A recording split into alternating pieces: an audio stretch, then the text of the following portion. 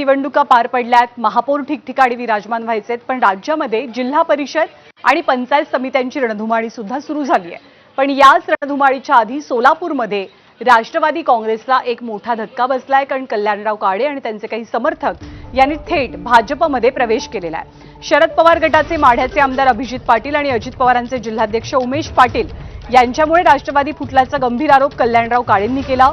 कल्याणराव काळे यांच्यासह गणेश पाटील, युवराज पाटील यांनी सुद्धा जयकुमार गोरेंच्या उपस्थितीत भाजपत प्रवेश केलाय। या तिघांना सुद्धा जिल्हा परिषदेच्या 3 आणि पंचायत समितीच्या 4 जागा दिल्या गेल्यात आणि हे सगळे उमेदवार कमळ चिन्हावरती निवडणुकीच्या रिंगणात पाहायला मिळतील।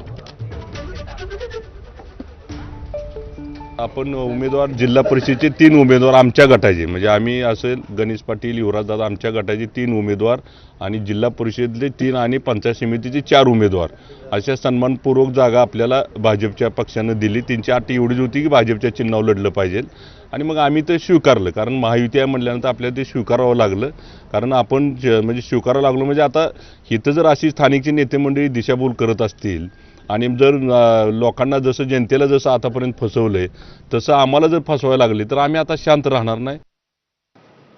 आणि या बातमीसोबत बुलेटिनमध्ये आपण एक छोटासा ब्रेक घेणार आहोत, पण आतापर्यंत आपण राजकीय बातम्यांचा आढावा घेतला। आपल्या पुढच्या सेगमेंटमध्ये अर्थातच काही